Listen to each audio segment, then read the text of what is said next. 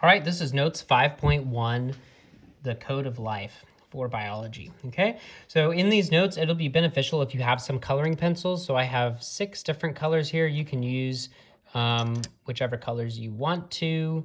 Having green, yellow, blue, and red, though, are pretty good colors to use. And then you can add 2 other colors as well. All right, go ahead and write your name at the top right here. And let's go ahead and go through this. All right, so we're going to talk about DNA and the code of life. Okay, so what you probably already know and what you've probably already learned in other classes is that DNA codes for different traits. Usually the first trait students always mention is that DNA codes for eye color. Okay, usually they also know that DNA codes for hair color. And those are almost always the answers I get, right? We know your eye color is determined by your DNA and your hair color is determined by your DNA. But we need to think about what that means from a molecular perspective, okay? These are physical traits, and these are determined by processes that happen on a very small molecular scale, okay? So for instance, if you have brown eyes right here, you have a lot of melanin, okay? And melanin is, actually I have a model of melanin that I will get in just a moment. All right, this is melanin right here, all right? This is a molecule. You can see here, this is an organic molecule where we have lots of carbons, oxygens, nitrogens, and hydrogens. And they all follow the honk 1, 2, 3, 4 rule, okay? Each carbon has 4 bonds, nitrogen has 3 bonds, oxygens have 2 bonds, and hydrogens have 1 bond, okay? So this is a molecule, and this molecule basically causes a brown color, okay? So if you have brown eyes, you have a lot of this molecule inside of your eyes, okay? Now, the reason why people have different eye colors is because you have different amounts of melanin or no melanin at all that is being transported and created, okay? So when we think about eye color on a molecular scale, we're going to think about the fact that DNA is going to tell different people differently how to create, transport, or store that melanin.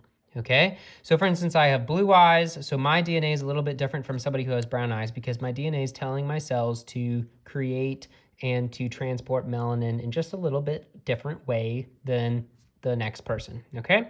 So how does all this DNA code for this trait and all sorts of other traits, okay? There's many different traits in just different parts of your body that are coded for by DNA. Well, DNA is a recipe for building all of the molecules that do these various things like create, transport, store, okay? They create the molecules that communicate messages, that store and transport molecules, that speed reactions, give protection, and build structures. Wow, those are a lot of functions. These must be pretty important molecules that the DNA codes for. What are those molecules? You might notice the acronym C-STEPS, okay? C-STEPS is the acronym that we went over in Unit 2. Okay, so we're talking about proteins. Wow, these are very important. We're just gonna write this again because this is so important. DNA codes for proteins. It's the recipe for basically which amino acids to use and in what order. DNA is one macromolecule that codes for another macromolecule. All right? This is crazy. This is the biggest concept you will learn in biology, is that proteins are made of amino acids and we know how to build them because of the DNA. The DNA stores the instructions that the ribosome is going to use to make proteins. And so that's what this whole unit is about, is how do ribosomes make proteins? Well, they do it by following the directions that are given by the DNA. Just like if you go to IKEA and get some furniture and then you need to set that up, you're going to follow those instructions. Well, the ribosome is going to follow the instructions from the DNA to make the proteins. Okay, another way I like to think about it is a cookbook, okay? I got this cookbook from the free pile. And I have no idea who it belonged to, but I thought it was kind of cool and old looking, and I could use it for this illustration, okay? Here's a casserole treasury from the Women's Missionary Society. How special, okay? So if I open it up, I get all sorts of recipes for how to make certain, certain like dinners or meals, right? So for instance, if I want to make this 6-layer dinner, I'm gonna have 2 cups of hamburgers, sliced raw potatoes, celery, onion, salt, pepper, green pepper, and tomatoes. Put those together and you're gonna get Dorothy Church's 6-layer dinner. Wow, all right. So these are the ingredients and the end product is going to be the dinner, all right? In your cell, the main product that we're thinking about are proteins. The ingredients are different amino acids, okay? And those amino acids are being put together by the ribosome, and the ribosome's following this recipe. This recipe is the message that's coming from the DNA, okay? The DNA is like a cookbook, okay? Here's another way to just kind of look at it. Here I've got chocolate chips plus blubber. No, it's not blubber. Chocolate chips plus butter plus flour is gonna eventually get me a cookie with some other things, right? Amino acids, when I combine those together, I'm gonna get a nice complex protein. Well, the recipe, I need a recipe to guide that building. And for the cell, DNA is the recipe that tells the ribosome or the chef how to put these amino acids together to make this nice protein. All right, so DNA is pretty important. Basically, DNA tells you how to make proteins, and then from then on, proteins tell you how to do everything else. So proteins determine my eye color and my hair shape and my hair color. It even determines things like the shade of my skin, all sorts of things, right? So DNA tells you how to make proteins, and proteins tell you how to do everything else. Now, when we think in terms of recipes and instruction manuals, okay, this is a very interesting conversation when it comes to the concept of intelligent design, all right? I've already walked through some of the basic tenets of the theory of intelligent design, which is the idea that we didn't just all happen by complete chance, but that we are the result of God actually creating us. Okay, so if we see God's creativity and planning in the design and the code of the cell, then we should see a couple similarities between normal, like intelligent designers and engineers and people in the world and what we see in the cell. All right, so you might remember some of the basic ideas behind intelligent design is that people who, if you design something, like if I want to design this nice little pencil here, okay, I'm gonna create a plan with an end goal in mind, all right? And the whole structure of DNA is made from an arrangement of base molecules, and it has a protein product in mind. So this is an information system with a goal being planned. All right. We also see that intelligent designers send meaningful information. Okay. For instance, this worksheet that you are looking at has a lot of information on it. Well, I designed the worksheet. So I put effort into this to relay information to you. Well, the same thing's actually happening in your cell. Okay. DNA is a code that sends information and messages to the ribosome. So you actually have an information system in all of your cells. All right, you basically have little computers in your cells. Okay, intelligent designers can use the same design multiple times. Okay, back in August, we talked about how that looks with regards to like wheels, for instance. So a plane could have a wheel, a car could have a wheel, a scooter could have a wheel, a tape dispenser could have a wheel. So we like to use things multiple times. Well, sometimes DNA calls for the same amino acids to be used over and over again in different arrangements to build different proteins. So it's a very smart system that is using just a simple set and it's repeating those design patterns. You see different themes that are repeated, and even different species that have these similar and reused DNA segments. All right. And the last thing with intelligent design is that create a structure that has function and purpose. All right. Just like I created this pencil, or I did not create this pencil, but somebody created this pencil and they created this nice little clip here. All right. The structure of this clip gives it the function of clipping into my shirt pocket, and it has a specific function. All right. So the function of this grip is for me to grab it, and so it's structured in a way that is nice and jelly. That's nice. All right. Well, the structure of DNA is designed to be easily replicated, read, and stored. All right, the structure of DNA is designed to be easily replicated, read, and stored. Here is the structure of DNA. All right, this is a double helix structure. All right, and this is what a DNA molecule looks like. It's designed to be this particular way so that it can be stored. All right, and you can actually unravel this DNA. In fact, I'm going to get a better model that I left across the room.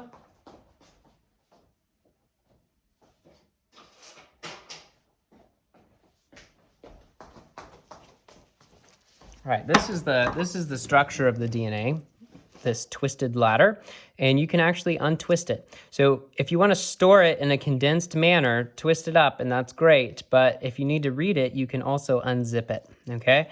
So the structure of DNA is designed to fill its particular function. That's something that we see in design patterns. I once had a student ask me, is it hard for me to believe in God because I'm a science teacher? And I would definitely have to say, absolutely not. It is so much easier to believe in God because I am a science teacher. There is so much evidence that you are created, okay? Just look at DNA. And I would challenge you, if you don't believe that somebody created you, you have to reckon with the fact that you have a very complex information system in every one of your cells. Somebody had to author that information system. So who did? Okay. This is a very complex coding system. So we're going to break down some of the basics of coding systems. And every code is a system of bases. A base is just a single unit that you repeat and use in a meaningful way to relay a message. Okay, so for instance, one kind of code that we use in just an everyday life is binary. Sorry, we don't use this in everyday life, but it's used in computers, and we use computers in everyday life. Okay, binary code. All right, binary code is what we would call a base 2 system. And it's just a bunch of zeros and ones, or off and on, really, is what that is. Light, dark, that kind of thing, okay?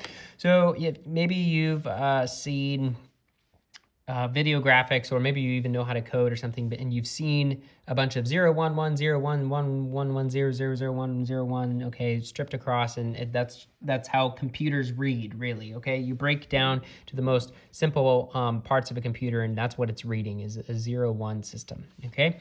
That's a base 2 system. You're going to communicate a lot of information through these bytes of information, all right? Now, if I'm thinking of counting, for instance, counting is a system. How many bases do I have in counting? Well, this is actually a base 10 system. What are the bases? Well, the bases are 0, 1, 2, 3, 4, 5, 6, 7, 8, 9. Those are my 10 bases. 1, 2, 3, 4, 5, 6, 7, 8, 9, 10. So 0 through 9, those are 10 different bases. And I can use those in any arrangement to form a particular number. So I could do 93 or 943 or 9,743, okay? So I can arrange these different bases to communicate numbers. I don't use any other bases in my numerical system. By the way, just as a fun note, the reason we have a base 10 system is because you have 10 fingers, okay? Some cultures used to use a base 12 system, and that was because they counted the space in between their knuckles. So they would say 1, 2, 3, 4, 5, 6, 7, 8, 9, 10, 11, 12, and that's how they would count, okay? But today we just count on the number of fingers that we have, and because of that, our whole mathematical system is based off of the fact that we have 10 fingers, which is pretty crazy. Right? So counting is a base 10 system. Can you think of another coding system that we use in everyday life? How about English? English is a coding system. All right. How many bases do I have in the English system? I have 26 letters, so it is a base 26 system. All right, and you know it's A, B, C, D. We're not going to write them all out, but those are the bases, and I can arrange these. Okay, for instance, if I wanted to say a cab, I could rearrange those letters to create the word cab. All right, so I can rearrange these bases and create different words with new meaning based off of how I arrange those. You can probably think of some other languages with other systems, okay? So I've asked different students, okay, you could think of German, for instance, and German is slightly different, okay? It's a base 29 system because not only do you have an A, but you have an A umlaut, and you have other umlaut letters as well, okay? Umlaut, O, okay? So because of that, this is a base 29 system. You have 3 extra letters. Actually, you could do even more with the etset. Yeah. All right, so maybe it's more than a base 29.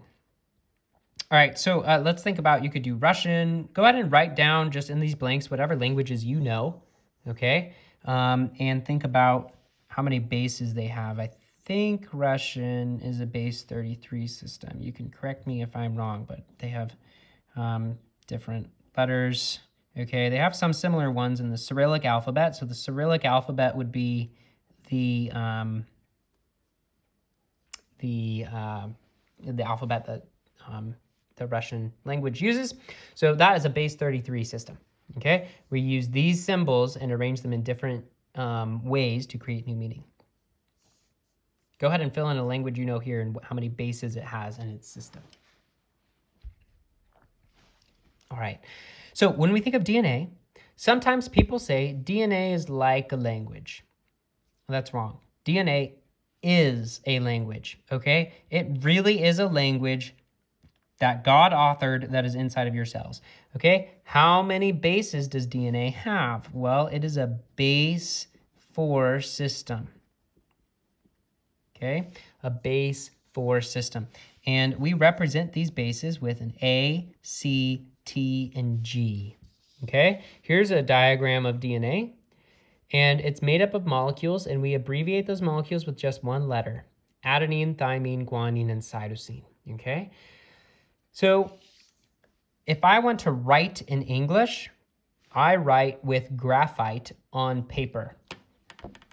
If I look at the language of the cell, its writing is not with graphite or ink on paper, but it's with molecules. It writes with molecules, and these are the letters of the cell, okay?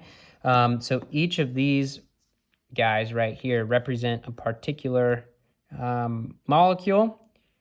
All right, so that's guanine and cytosine, and then we've got adenine and thymine, A and T below it.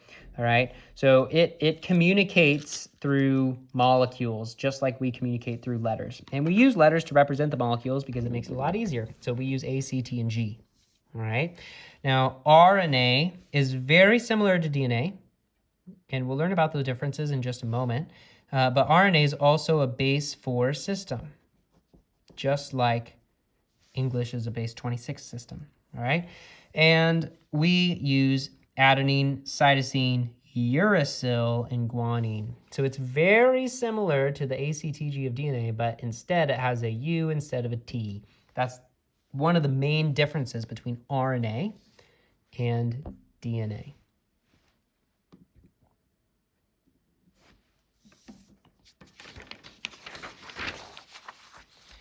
All right, so let me just kind of show you the structure of the DNA molecule here. Okay, here we've got a model of a DNA molecule, and it's this very nice twisted ladder kind of shape here.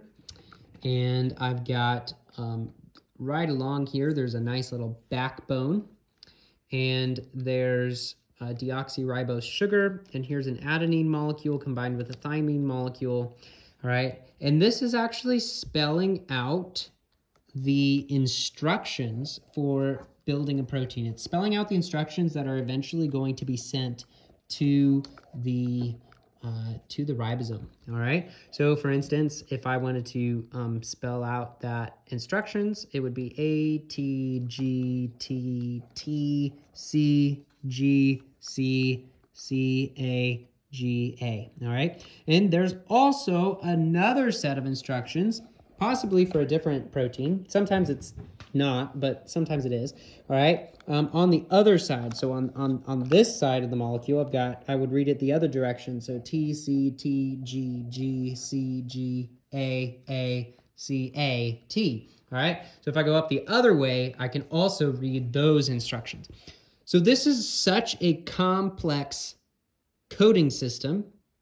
It would be like if it'd be like if you had to write a book and you could only use 4 letters, and it was a poetic book, and so you had to communicate some sort of message through only using 4 letters, but for each letter that you had, it had to be attached to another upside down letter, and then if you read that message backwards and upside down, then that also made sense, and it made a different sentence. Whoa, that is just so complex, how all of this is linked together, and how the DNA structure, you've got 2 different messages kind of glued together, and depending on which way you read them, sometimes it'll give you a different protein instruction manual.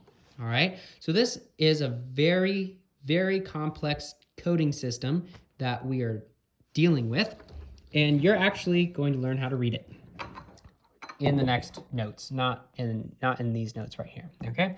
But just to give you an example of what that code looks like, all right? Here would be the length of the code for hemoglobin. So hemoglobin is it's a protein that is used for building your, it's used in your blood and it carries oxygen, right? So you breathe in, that hemoglobin inside of your blood is gonna catch that oxygen.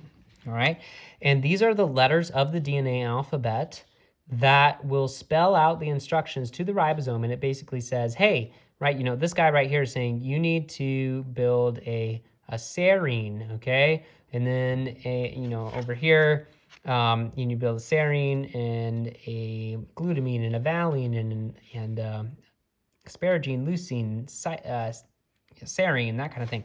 All right, so all of these letters, this is a very long strip that I have here. All of these letters matter, and they matter so much that here's a little segment of DNA. If I were to mutate that letter right there, then that person would have sickle cell anemia. So entire diseases can be caused by simply messing up those bases in the DNA code. All right, so, and this is a very long code just for that protein. So this would be like you having to read a instruction manual for building, let's say, an IKEA shelf, all right? And it was this long and you had to read each of these letters, okay? And it just keeps going. It's all rolled up right here, and maybe I won't roll it all the way. Oh, here we go. We can roll it all the way up. Wow, all right. So that's now a big mess. All right, so that's the instruction manual hidden inside of the DNA code that is going to be used to build that hemoglobin protein. All right. Wow. So if we want to understand how all this works, we need to understand the structure of DNA and how DNA is built. How do we store this code? How do we store all this information? So this is part C. If in the directions I say for you to pause on part C, you can pause here. If you need to keep going for today's schedule, then you can keep playing. All right, so structure of DNA. The DNA in just one of your cells, okay, so we're looking at, let's draw a cell up here, okay? Here's a cell, here's my nucleus. This is like your cheek cell that you looked at underneath the microscope, okay? And if I want to look at just one of those cells, guess how many base pairs, okay? A base pair is simply like adenine and thymine or something like that, okay? It's one of these, a base pair is one of these units of the bases being connected together, okay? Guess how many base pairs the DNA in just one cell contains? 3.2 billion. All right, that's a lot, okay? That'd be like if each base were like a single byte, then this would be 3.2 gigabytes, all right, of information. So what that stretches to be about is about 2 meters long. Now it's the molecule is so tiny, you can actually squeeze it into just one cell by wrapping it up in this tight structure. But if you were to stretch it all the way out, it would be 2 meters long, okay? In fact, I actually have a visualization of this in my classroom. That's this yellow piece of yarn. So this yellow piece of yarn represents the length of DNA in just one cell, all right? Now, if I were to take all of the DNA in all of your cells, and I were to put them end to end, they would wrap around something twice. What do you think it is? The Earth? Well, actually, no. It's the solar system. Whoa, okay? You could take all the DNA in your whole body, put it end to end, and it would be so long, it would wrap around the solar system. And yet, because of its tight-knit helical structure, you can squeeze it and compress it all the way down into all of your individual cells. That's crazy. These are books upon books upon books of information worth in your cells. So let's understand the structure of DNA. If you were to look inside of your nucleus, okay, so right there's my nucleus, you would see your DNA is wrapped up in these little structures right here, okay? So these little structures is what DNA is wrapped up into, okay? And this is called a chromosome. Chromosome inside the nucleus. Chromosome inside the nucleus. Okay, so you have a bunch of these guys, and if you can imagine the nucleus as the library, then these are the books, okay? And each little each little recipe that you have, like remember, here's our recipe, okay? These would be the chapters, okay? But they're wrapped up. You have a bunch of these inside a book, and the book is basically called a chromosome. It's a really tightly wrapped structure. All right, let me get my yarn. Should have gotten this before.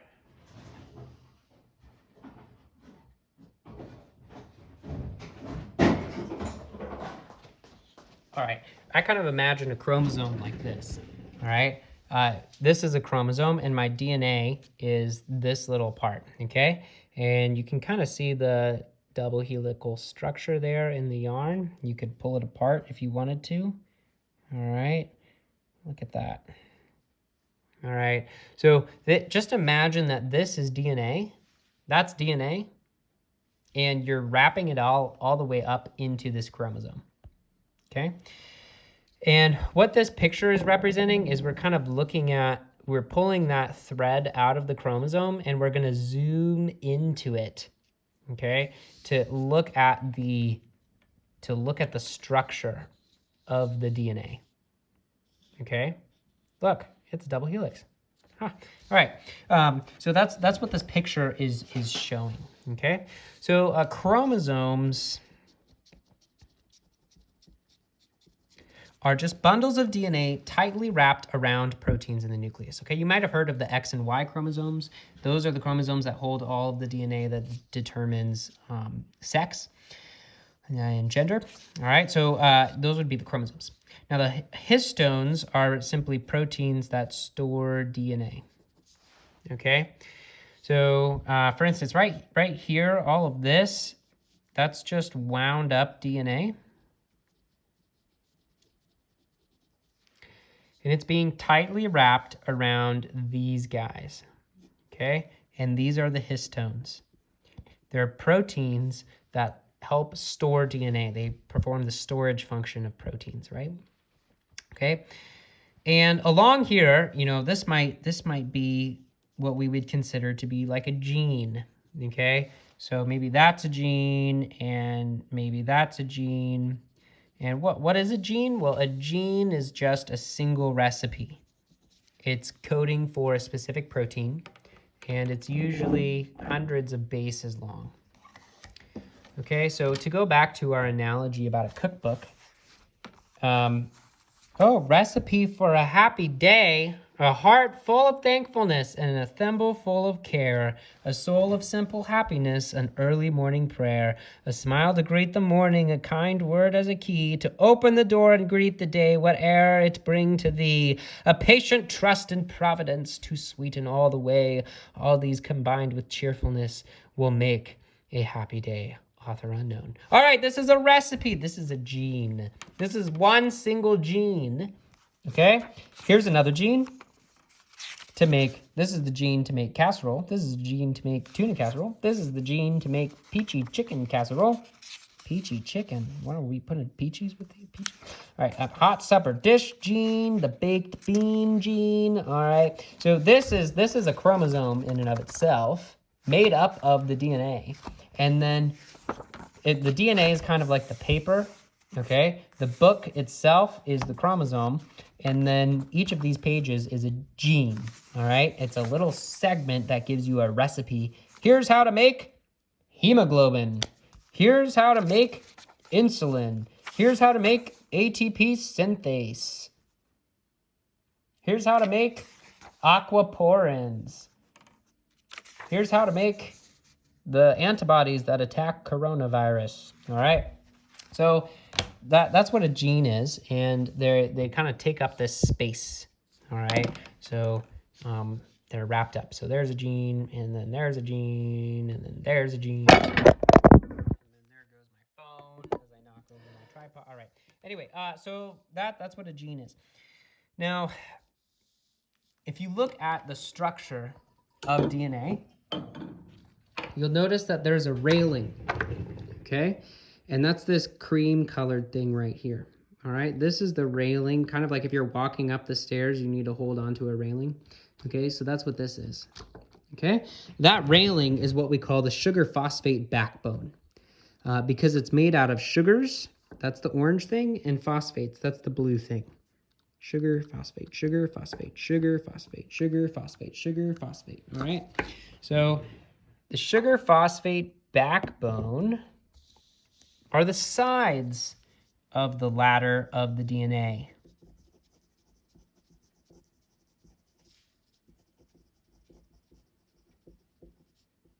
Okay? And we can, well, we'll label that in a moment. You'll see it there, okay? Basically, they make up this part, okay?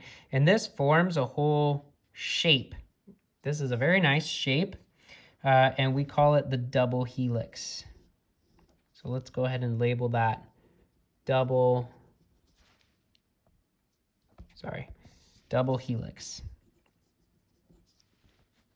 shape. Another way that you could say double helix is twisted ladder. Okay, it's basically, this is a single helix, and then this is a double helix. All right. Okay, now if we kind of zoom in, so here we're zooming into the DNA, and we're kind of unraveling it. That's what this diagram's representing, okay? And when I get here, that's when I have all of my letters, okay? So maybe I have an A here, and a C here, and a G here, and a T here, okay?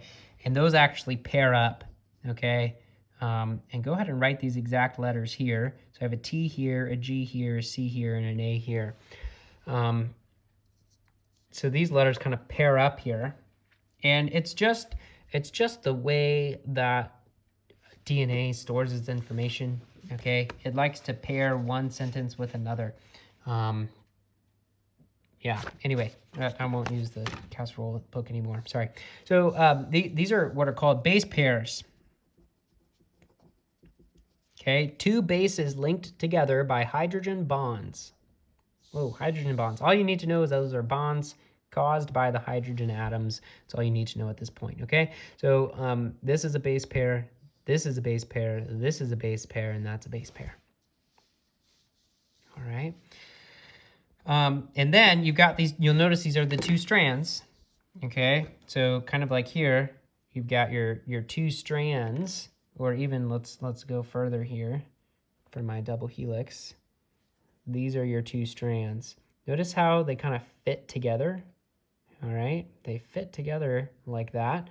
And another word for fitting together is complementary. Okay, look, I'm tearing them apart. How horrible of me. Ooh, that was kind of cool. All right, so yes, complementary.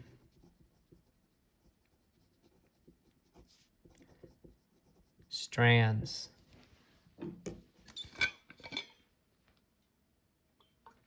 They complement each other, okay? If I were to say, oh, your hat really complements your shirt, that means that your hat matches your shirt and the colors are similar and they go nice together, okay? So yeah, these things, they kind of go nice together, all right? The two strands.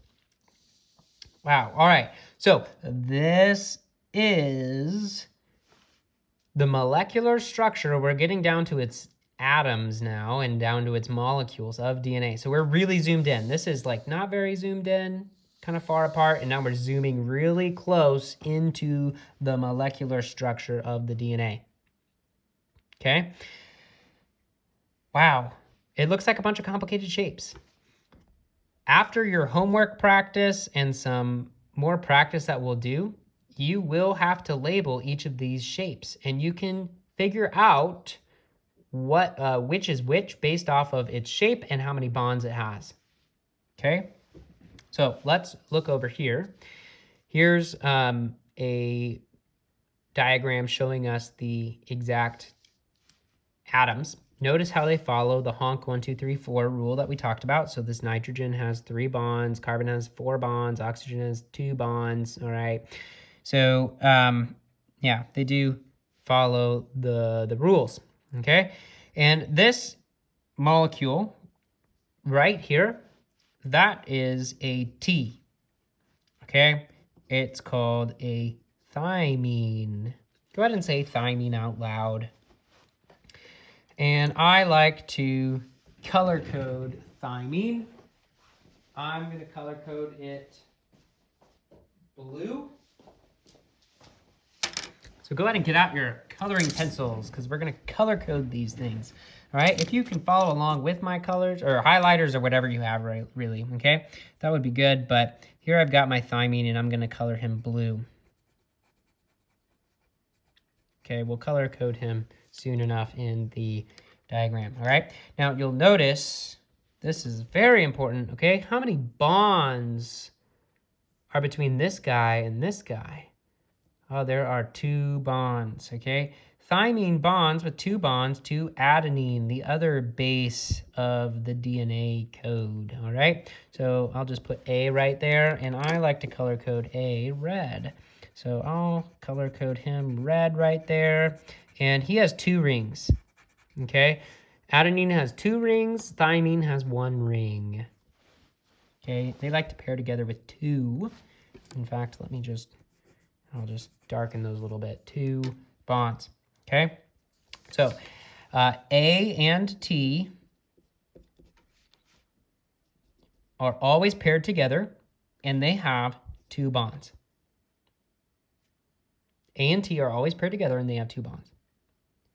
All right, let's go over to this DNA molecule, and let's color code those. All right, well, which ones have 2 bonds? You can see these ones and these ones. Okay, thymine is going to be the single ring. So let's color code this one blue because he's the single ring one. Okay, so there, that one's thymine. Here, let me label him T. Okay, which means he has to be connected to adenine. All right, so I'll color code him red. He's got 2 rings, and so he's red. Adenine and thymine. All right, now we know these are also adenine and thymine. Which one's which? This is thymine, and this is adenine. So I'll color code this guy red, and I'll color code this guy, whoops, blue. All right. Great. All right, so I could tell that. Let's go down to the other letters because you know that DNA has A, T, and what are the other 2 letters? C and G. All right, they're just letters that represent the molecules. So this is what the molecule looks like, and he's a cytosine. So we use a C to represent him. Cytosine, C. And I'm going to color code him yellow. You can use whatever color you want, but make it consistent. I'm going to make him yellow myself. All right. And cytosine likes to bond up with the other letter, which is a G. G stands for guanine. They first discovered it in guano, which is bird poop, so that's why it's called that. All right, so guanine, I like to color guanine green. G for green.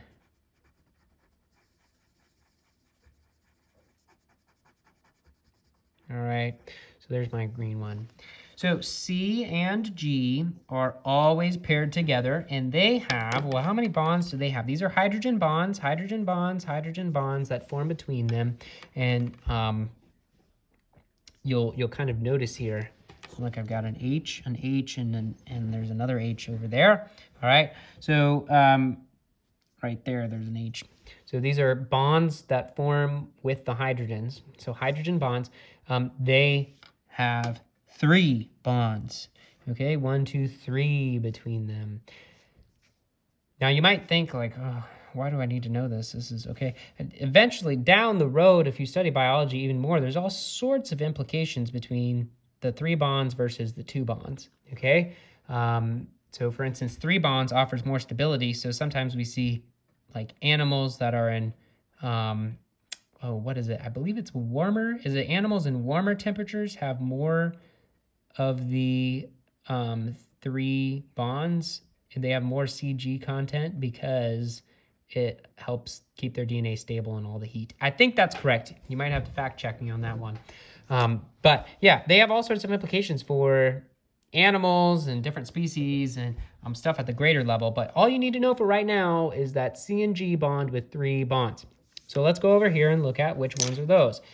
Well, these have 3 bonds. And cytosine is a single ring, and guanine has 2. So let's color this one yellow. And let's color this one green.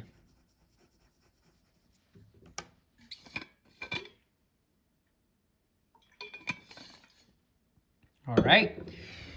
So that's guanine and cytosine. Let's go down here. Which one's which? Which one is this one?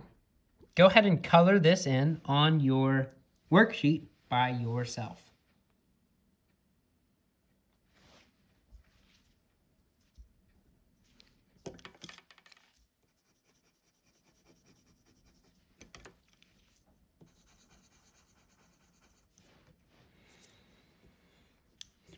All right.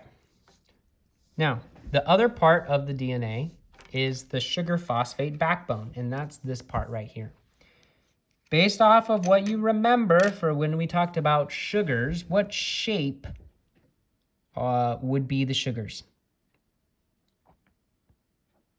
Well, it would be the pentagon right here. Okay, this is the sugar. All right, and these are specifically the deoxyribose. Go ahead and write that down. And you know it's a sugar because it ends in "ose" right there. Deoxyribose. All right, and so you can label all of these D for sugar. Deoxyribose sugar. Deoxyribose sugar. Deoxyribose sugar.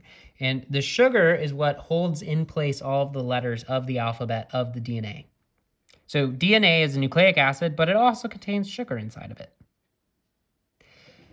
So you can color these whatever you want.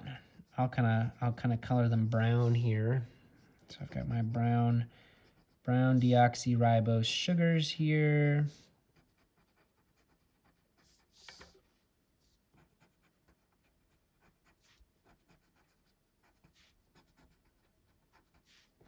All right, so those are my deoxyribose sugars on my sugar phosphate backbone, which means that we're left over with my phosphates. And these are basically just phosphorus atoms combined with oxygen atoms, and they bind to it. If you're confused, well, you should have already known this from Unit 2. Sorry, nucleic acids are made up of bases, sugars, and phosphates. You learned that in Unit 2, okay, about macromolecules. Sorry, that's a P right there, P, all right? So let's do this purple, or pink, or whatever color you want, really. All right, so now I've got my nice little colorful DNA molecule. In your homework, you'll be practicing with some incorrect diagrams and you have to correct it, or blank diagrams and you have to fill it in, that kind of thing, all right? Now, you'll notice there's two kinds of bases that you see here. You see bases that have 2 rings and bases that have just 1 ring, okay? So bases that have 1 ring, okay, which are cytosine and thymine, these bases that have 1 ring, they're called pyrimidines, okay, pyrimidines. And you're like, oh, that's a really complicated word. Well, I'll show you a way to remember it in just 1 second. But first, the ones with 2 rings, those are called purines, okay? Purines. Purines are just another way of saying the 2-ringed ones, and pyrimidines are just the 1-ringed ones, all right? And here's how you can remember it, okay? I use the statement pure as 2 gold rings. Ooh, pure as 2 gold rings, all right? What does this tell you? Well, the pure tells you that it's a purine, and you'll notice the letters A right here, pure as 2 gold, and G, okay? So G and A, that's guanine and adenine. Guanine and adenine are G and A, and they're purines. And how many rings do they have? 2.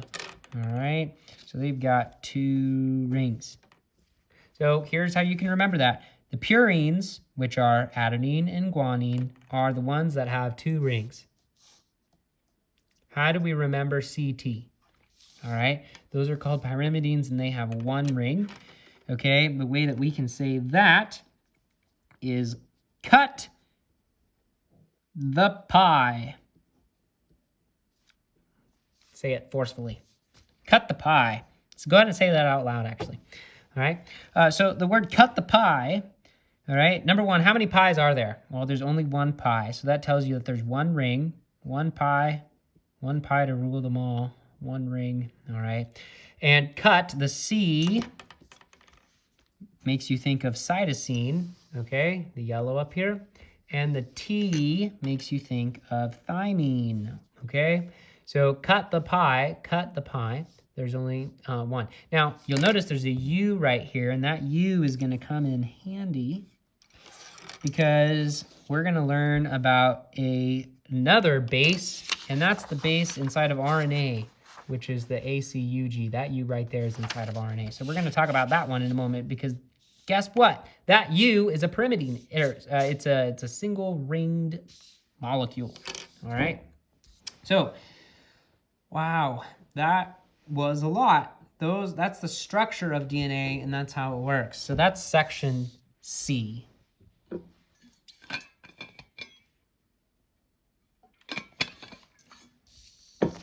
If you're being overwhelmed at this point, don't worry, you'll have homework to practice with.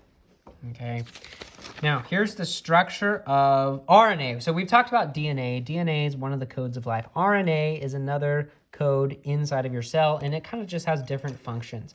It's also found in viruses, right? So the coronavirus, for instance, has RNA, whereas other types of viruses have DNA, like smallpox or chickenpox. Those are viruses that have DNA.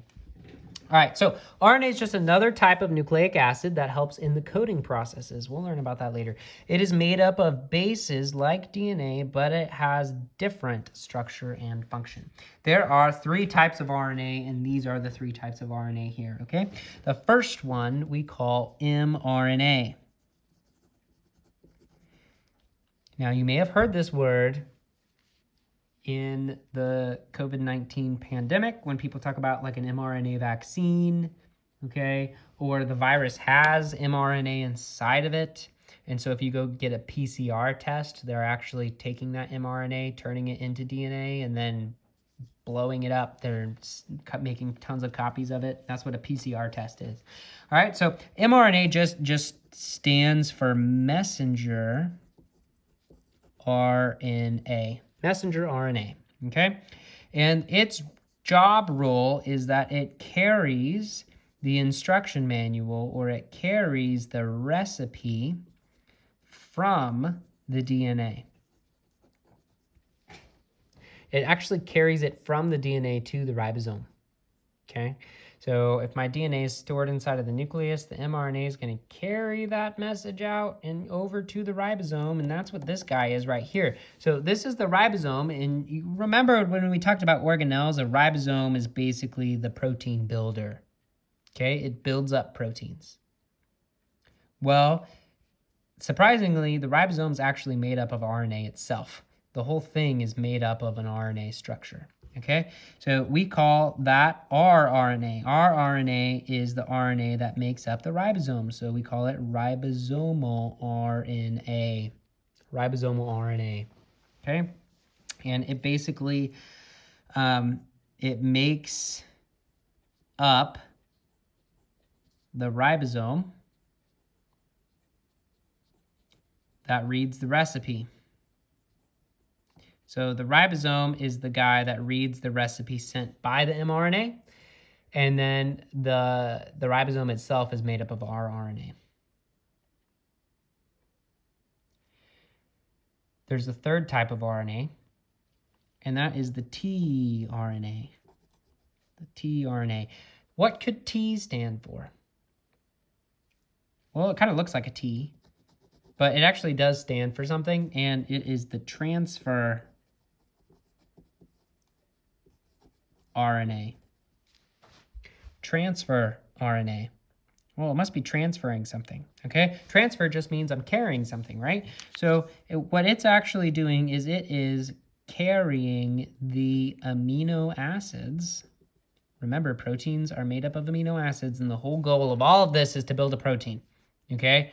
So we're carrying the amino acids, which are the ingredients needed to make the protein, okay, to the ribosome.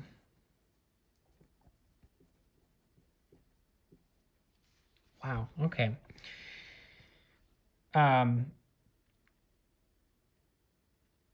So thinking about all these rules, all you need to know right now is the types. So if I say, what does mRNA stand for? You should know it stands for messenger RNA, and you should know the basic rule of it. We're gonna learn the whole process later. But if you kind of go back to our recipe analogy, let's go back to our lovely Women's Missionary Society casserole treasury. I mean, where could we go wrong with this? This casserole treasury contains a message. And let's say that I wanted to photocopy this wonderful Pat Brown's. Let's say I want to copy Pat Brown's macaroni stroganoff. All these names are really just, yes. Tina Gretzinger, Dorothy Woolett. These are Lois Fretz. These are definitely the kinds of people who would make this kind of casserole treasury. Anyway, so let's say I want to photocopy Pat Brown's macaroni stroganoff and give it to my neighbor. All right, the photocopy is very similar to mRNA. It's kind of taking the message and taking the recipe and it's being sent off. The ribosome would represent my neighbor because my neighbor is the one who's actually making the stroganoff. They're making the protein, okay? So the ribosomal RNA helps, it's like the chef. It's making the protein. And then we need to make it out of certain ingredients. So tRNA is like what I would use for instance, the cup of onions. So if I take a measuring cup and I pour the onions inside of it, that measuring cup, I'm moving over to the bowl and I'm going to dump it to the bowl. All right, that's what the tRNA is. The tRNA is just like the spoons and the cups and the stuff that I'm using to bring the ingredients together to the chef, and the chef is following the recipe. All right, that's kind of an analogy from our casserole treasury. All right, so that's the structure of RNA, the 3 types of RNA. You should just know what mRNA, RNA, and tRNA stand for, and we'll learn about the processes a lot more in depth later. Okay, so basic summary, okay? DNA and RNA are the codes of life used to store the instruction manual for creating proteins, okay?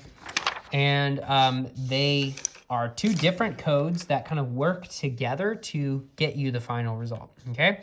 So let's just compare the differences between those 2 codes, okay?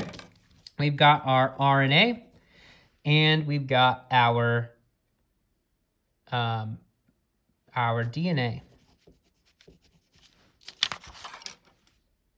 RNA and DNA. All right, so let's compare these. RNA is the language for sending and reading the recipes, and guess where it happens? It happens outside of the nucleus. DNA is the language for storing proteins, and it stores it all inside of the nucleus. We kind of learned this when we talked about the nucleus when we talked about the organelles, that DNA is found inside the nucleus, okay? So it'd be like if this is found inside of a nice little library. If I want to check it out, I have to make a photocopy of it or something, all right? So that DNA is like the library copy. RNA is my photocopy, basically. I can take it, I can move it outside of the nucleus, but the DNA has to stay inside of the nucleus, okay?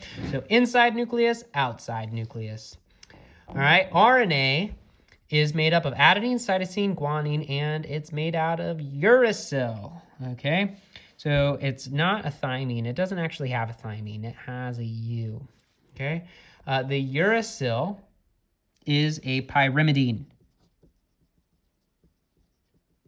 just like thymine, okay? The uracil is a pyrimidine. So what does that mean it should be shaped like? Well, if we actually look down here, you can see it. Look, there's uracil, okay?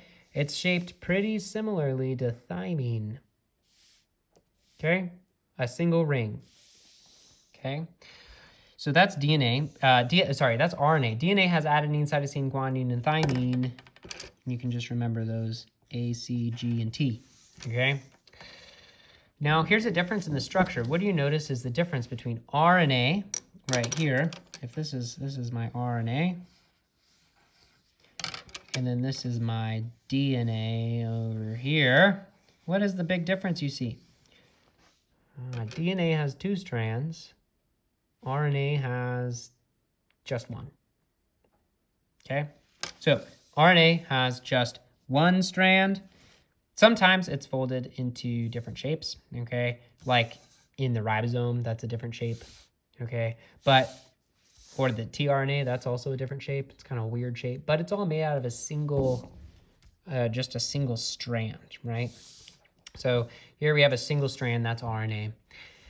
And DNA is made out of 2 strands together, wound together in a double helix shape. All right, there also is a difference, and you'll notice a difference in the names. You might have said, oh, RNA starts with an R and DNA starts with a D. That's the difference. Well, you're kind of onto something there. The DNA stands for deoxyribose because that is the type of sugar that it has. Whereas RNA has a bit simpler sugar, just called ribose. Ribose. Deoxyribose versus ribose.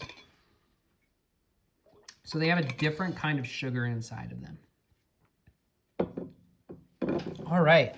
Wow. Those are our notes for Unit 5 on the code of life, DNA and RNA. In conclusion, let me just remind you, okay, DNA and RNA are two codes inside of every one of your cells. DNA contains the instructions for building proteins.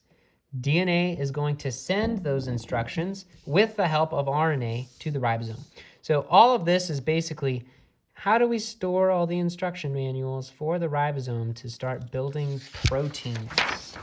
Okay, that's the basic summary of this unit. In the next session, we're going to learn how it is that the ribosome reads the code. And you're going to learn how to read the code yourself. All right, so that'll be in the future. For now, you can move on to your homework for Unit 5, and you'll be applying what you've learned here and practicing it so that you can prepare for the quiz on this information.